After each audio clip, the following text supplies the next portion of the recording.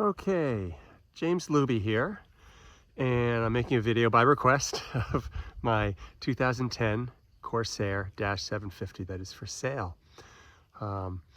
Still not sure I should be selling it. There's a lack of these boats in the country, and shipping containers have gone up to like $40,000 to bring them into the country.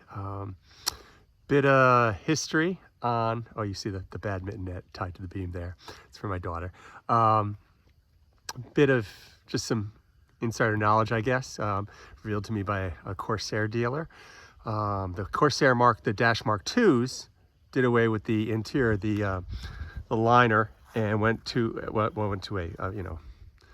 fiberglass liner, added 200 pounds to the boat, and that's significant. And I guess the 760s, someone had problems towing the boat, and they put them on the scale, and they were coming in at like 2,800 pounds, so almost an extra 1,000 pounds. Blew the guy's transmission. So I don't know. In my opinion, this is like the perfect point for performance. Also, single-handedly to move the boat around if you're in the shallows, things like that. Doesn't have that extra weight. And I had a F-24 Mark I. It's just underpowered. Couldn't get out of its own way in light air. And I had two F-25Cs. And that video is up there. If you look for Luby F-25C refit video, you'll see what I did in the refurbishment and actually building new floats for that. So I'll take you through the boat. So you see I do trailer it with the bowsprit out, but I will walk around. I'll show you the mechanism. My dog's barking at me. So to move the bowsprit in, there's a little pin there, of course. You just remove it, slides right in.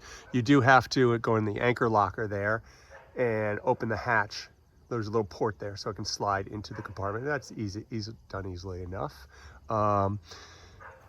This is for the mast raising. The Dyneema slides right through there. And I will make a note on this. On the mast raising, they have it down on more so than any of the other models on this model. It just goes up, and I'll show you the mechanism.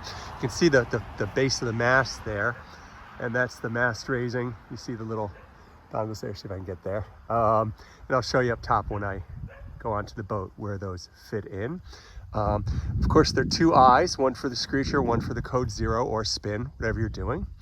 They have mast mounted clutches, which I prefer, quicker on the water, off the water. You don't have to, run the lines through the turning blocks and then back through. I always have problems sending them through the clutches. I did add, you'll see, the jib halyard, which I use for mast raising, tied off to a horn cleat there. That's a folding horn cleat. And I did go with a larger jib. I'll talk about that in a minute.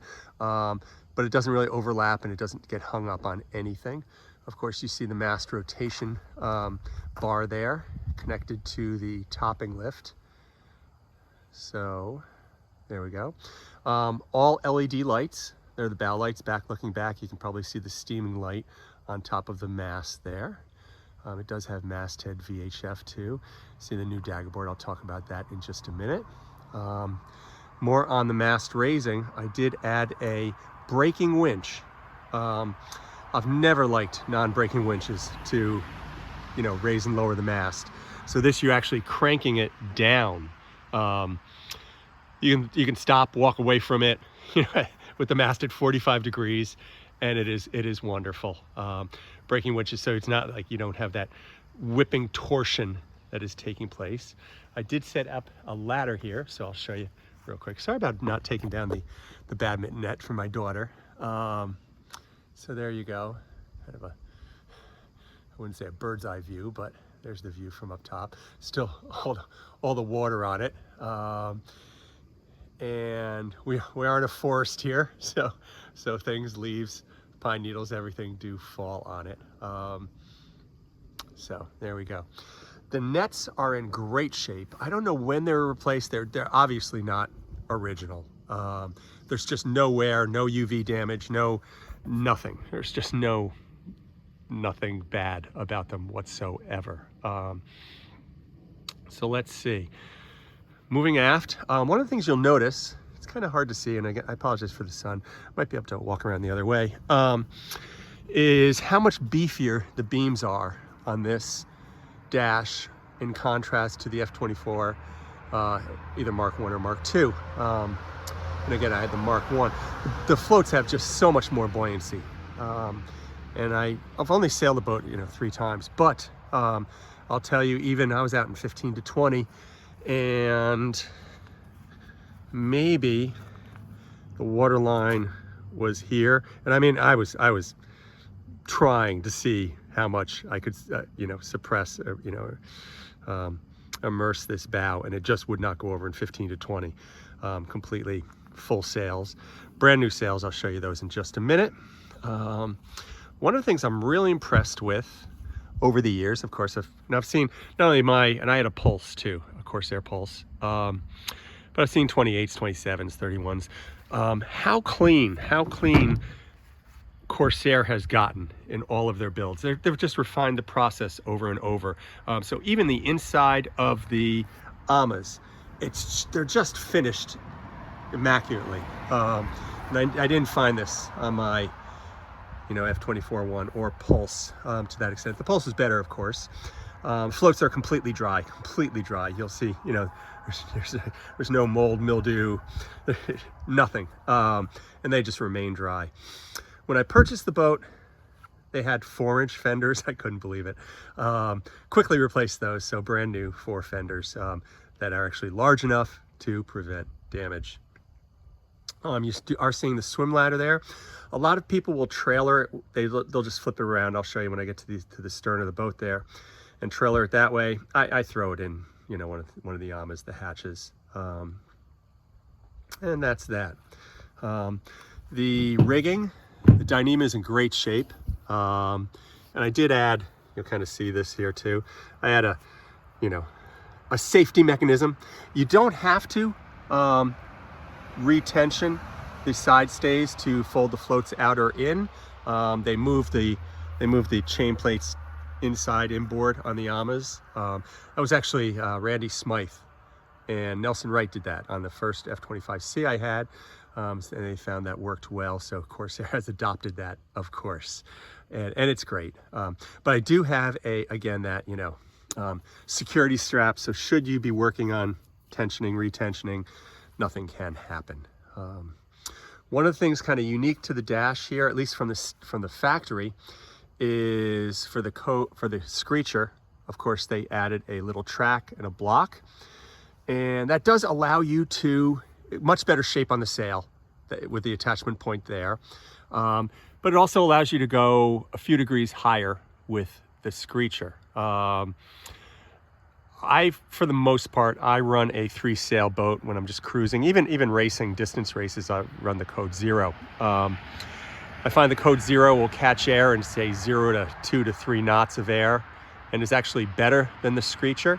I will attach and put a block here, and most people, for both the screecher, spin, and everything, they'll just throw a Dyneema around there with a turning block. And the code 0, though, again, I'm able to use it better than the screecher and say 0 to 3 knots.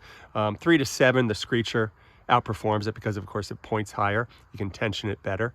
And then around 7, you're better off just going with main and jib upwind. And on that note, because again, I'm 3-sail, sailor with the code 0 predominantly, I did add, there's a carbon barber hauler attachment point there. So a block attaches there and allows me to pull the sheet barber haul, the code 0 out, which is much better than, of course, running off the rear beam.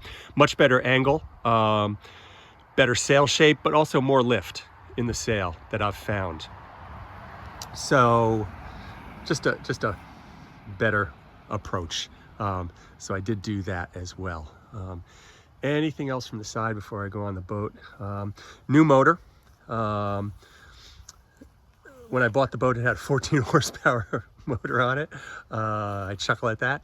So I got rid of that, and there is the new, the Sail Pro, the long shaft Tohatsu. And for vanity, the extra $200, I went with white. So silly me. Of course, you see it's a daggerboard rudder. It's an aluminum rudder. I did not replace that. There's really no need to. I replaced the center board, and I'll show you. I'll take a video too of the original aluminum center, but God forbid, you know, you hit something and bend that thing. Then you have a salvage operation, and you're trying to get back on the trailer. You can't get the center board out. You know, it's just, that could be a nightmare, and an expensive nightmare at that. So of course you see where the swim ladder goes, and again, it'll either flip up, or if it's deployed, of course, down. And just the other side of the boat, not much to see. I guess before I move the ladder and climb on board, I will show you a couple things here too. It comes with 3 tillers. I always have the short one attached there for when I'm launching, etc. And that one will extend out to about 44 inches, I think. I also have the rod stand hot stick that goes to 8 feet. But you know, performance and of course utility. You'll see my bow pole there. I actually carboned on the rod stand connector, and you will see 2 attachments there for the tiller on top. You know, the tiller on top of the extended tiller there. And that bow pole extends out to 12 feet. So you can actually sail from the front beam, of course, which balances the boat better, especially light air, you know, if you need to be out there moving upwind. Of course, on the tiller, you see the connection for the tiller pilot. And of course, it sits right there. And my tiller is always at hand. Again, I'm a solo sailor, so it is just bungeed right in there. When I sail, I just turn on the power. Should I ever need it, I can deploy it in seconds. So I do that. Inside that locker, might as well talk about that now, is an anchor. An anchor is for me, again, ex-Navy SAR corpsman, so always worried about safety. An anchor is safety equipment. And again, I sail solo. The boat is set up for sailing solo. And God, you know, if you're in an emergency situation, you need to deploy an anchor. You don't want to be leaving the helm, running forward to the bow, you know, the anchor locker. You're just setting yourself up for problems. And I've seen a lot of problems in my history, my professional experience in that regard. The motor, by the way, does have the alternator. You'll see it wired in there, so it does charge the battery as well. Again, all LED lighting, so you're seeing the stern light there. Everything is real clean. And I'll move the ladder around and climb on the boat. Okay, I'm back, move the ladder, climbing on board here. Lines are essentially new, everything that's important. So the boat, you know, came from the multi-hull source. A few things needed to be replaced, lines being one of them.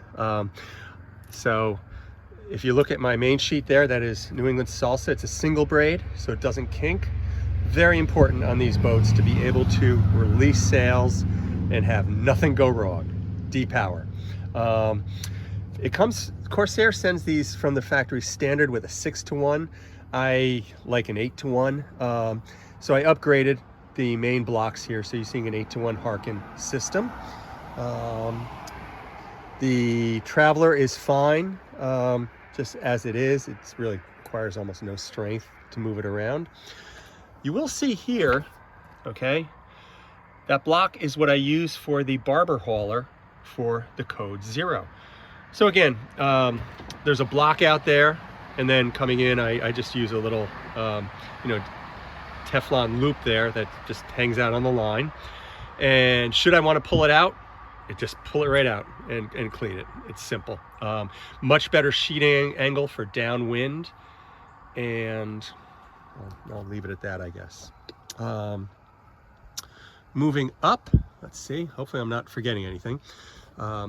The jib sheets, that is New England Flight Line, is Dynamic Core, and I do run a 2-to-1 jib. So if you look forward, you see where the line is terminated there on the jib, the block there, the pulley.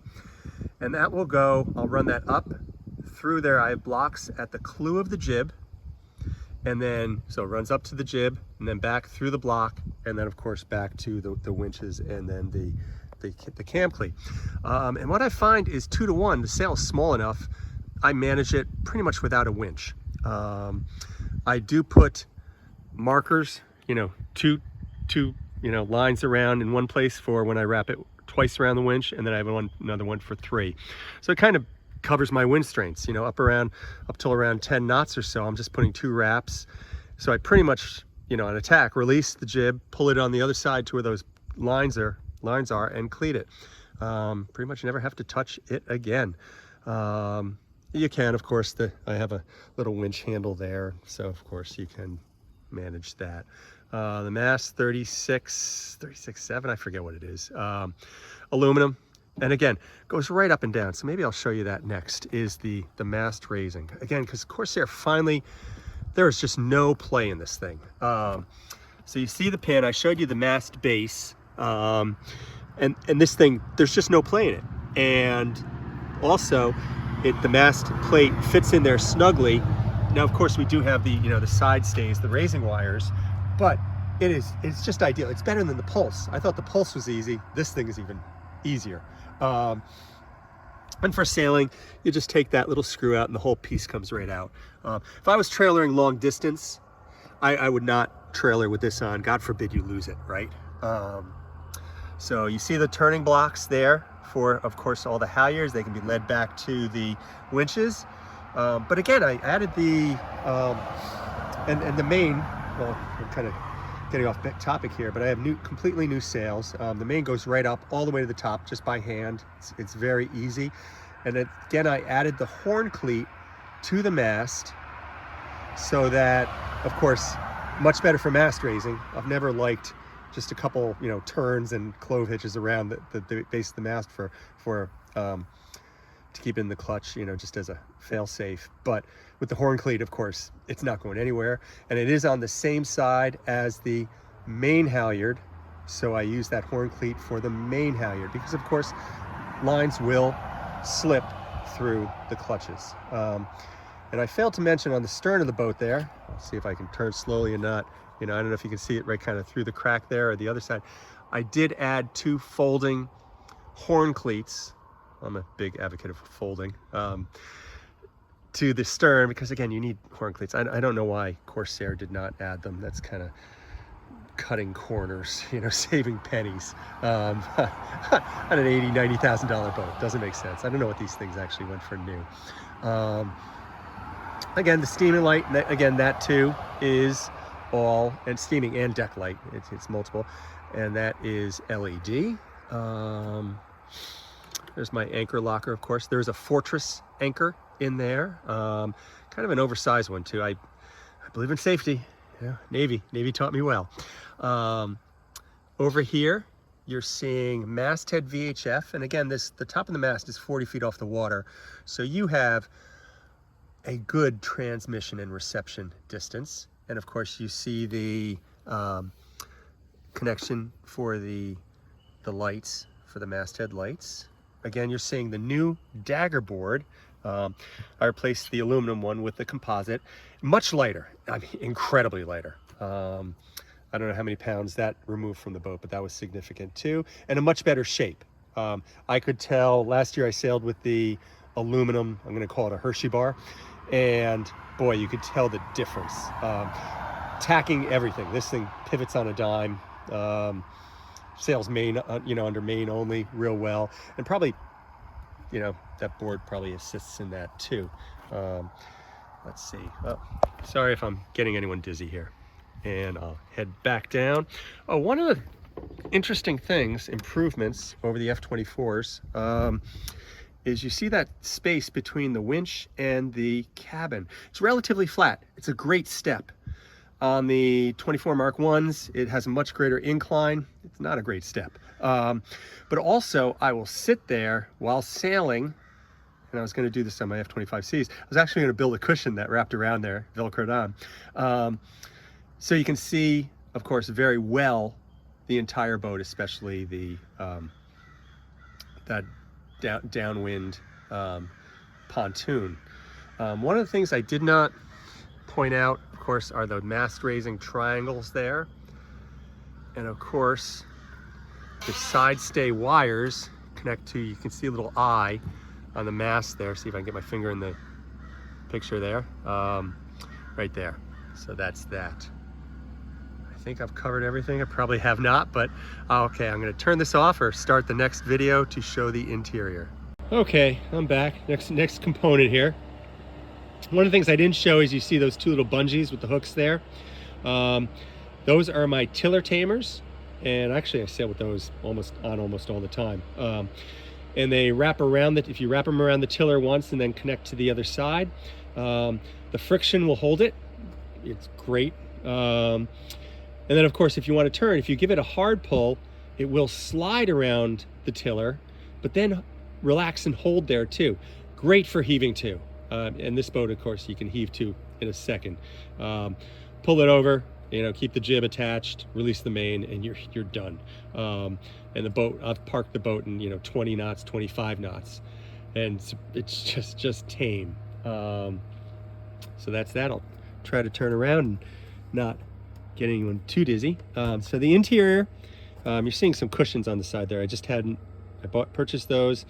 I typically sew Velcro on the straps and the hook side, and then on the benches I will put the fuzzy side Velcro, so I have my seat pads that actually adhere, and of course they double as life preservers, things like that, or if you're just hanging out in the water. So that's great. The interior is a mess of sails. And I'll see if I can climb down here real quick. Sorry about getting anyone dizzy here. So real quick, it does have solar. Of course, you see the Lowrance and VHF, which again is masthead. You're seeing the electrical panel. I'll flip it on. It's a relatively new battery. I don't know the year, but I took a look at it. And even in the beginning of the year, it's showing at like 13 volts after our long, well upstate winters here. So that's great. I didn't want to, so the battery's back in here. You take the screws out, you can get right to it. And again, it's connected to the motor. There is an alternator there. But I didn't want to keep going in there and out of there for my solar. So I have just kind of, pigtails for connecting the solar. They just plug right in real easy. And since I was back there, I also added, a little dongle there. Don't have the correct term for it. If you want to trickle charge, if you want to, connect it in the beginning of the year or something, if you need to do that. So again, there is a solar charge controller there that I added. A lot of storage space. There are bags back there. There is though, I'll show that too. You can kind of see the front end of the table there with the cutout, and the cutout slides, of course, right into that track there. I'll turn the battery off now.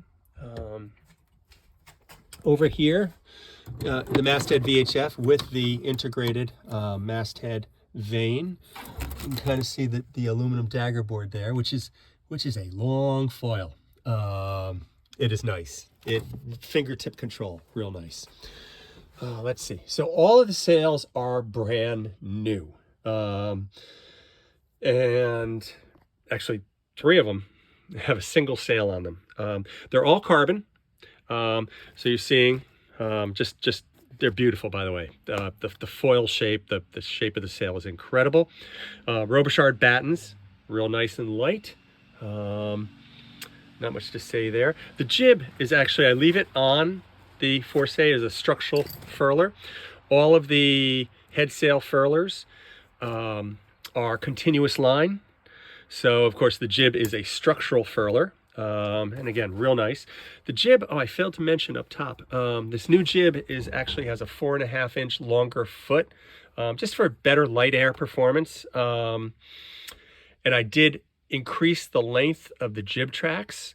So I added, new. You could go even much larger. You might even be able to go 12 inches larger, but anything more than 4.5, 5, you're really getting into an overlapping jib. But again, the horn cleat I added to the bottom of the mast, it folds, so it's not really going to impede or, you know, interfere with the jib crossing across. But that extra 4 inches, you can feel it. It's a fast boat. And I'll tell you, there are times it feels almost as fast, about as fast as my F25Cs. So interesting. So main is here. Jib is here. Again, continuous line furler. There's my screecher, which is a very light material. It's great. And it does have its on, you know, what you're seeing here is somewhere in here is the continuous line furler. It has its own furler, continuous line furler.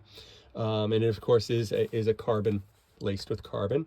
And then my Code Zero is substantial. And again, it is a carbon. This is a Code Zero laminate in carbon. And this is the continuous line furler for the Code Zero. That's a Harken Reflex. Again, top of the line, great. The sheet for both the screecher, I just use one. It's a quick attach or detach. And this is a Flightline knockoff. It is not New England Flightline. It is essentially the same thing. Dyneema core, so no stretch, no give. Floats. The sucker is light. Doesn't absorb water. Kind of important. So that is that. All of the lights inside, by the way, are LED, and they do have both white and red. It does have the pop-top hatch. Just slides right up. I don't know if you can see it or not. Compass, visible both inside and outside. You know, various sundries. I'll pass these on, of course, the toolbox, toolkit. Sorry if I'm getting anyone dizzy. The porta potty is underneath there, and it is on a hatch, or has, you know, a little cupboard there. Great storage. Of course, there's storage up under the V-berth. If you pull the cushion, tons of room up there. You get all the, you know, Code Zero, screecher, everything up in there. And again, it's a dry boat. You could put sleeping bags up there if you wanted to, whatever you want to keep on the boat. Underneath there is my extra life jackets for crew, things like that. I don't know if you'll be able to see. It's pretty dark back there. Maybe. So underneath the cockpit, great for a cooler. And again, the cooler, I slide it out. It's actually a stair. I use it as a stair down into the cabin as well. And again, they just did a good job. Everything is painted on the inside. It's just clean. Unlike some previous, my original F-24 Mark 1. So that's that. I'll climb out again. And one thing I didn't show, of course, when I was out here. So you're going to see the longer jib track, and that's significant. The other one was, you know, maybe 18 inches long. This one is well over 2 feet. So again, you could do a lot if you wanted to really increase the power in this boat and go with a longer jib, you know, a longer foot. You could easily do that. So I hope this helped. Didn't have my daughter out here playing badminton as I was making the video, and I'll show you that. Let me show one more thing. I'll show you that dagger board and the trailer too. So be right back. Okay, I'm back. I forgot to mention one thing. Regardless of whatever Corsair you get, I highly recommend this aft roller for the mast. Again, what have I had? F-24 Mark 1, 2 F-25Cs, and the Pulse. And then I've also seen, of course, the 28s, everything else. And I've never liked a lot of the rollers that you see on the, you know, for the mast aft support. They don't hold the mast captive. And that's partially, it also has to be the right shape, of course, the mast, the teardrop, the foiling shape. To where when you release it, it rolls to the side. It's always scared me about falling off. This just holds it captive. It is amazing. As you walk it aft, it just holds it there. Doesn't go anywhere. I feel very comfortable putting it down halfway back, leaving it. So regardless of what you do, I highly recommend that, of course. course, at the top of the mast, you're seeing the VHF. So the trailer's in great shape. You know, not much to say about it. Tires are essentially new, great tread on them. I do keep the bearings greased very well. It does come with a full-size spare. I purchased this myself, by the way. It did not come with the boat, but you need a spare tire. And it's mounted there, of course. So let's see. I will give you another shot here as I can. Walk around. And let's see if I can find or walk to the dagger board. That'll be yet another clip of this video. Okay, last little clip here. Here is the original aluminum dagger board. Thing weighs a ton. And as you see, Hershey bar. The new composite is actually a modern design foil shape. But again, the safety factor. God forbid you bend this thing while it's under the boat, and especially if you're in a small lake or something where marine salvage is not readily available, you're gonna pay a ton. And your boat's gonna be stuck in the water. God forbid you have to get home, your boat is stuck. So that's that.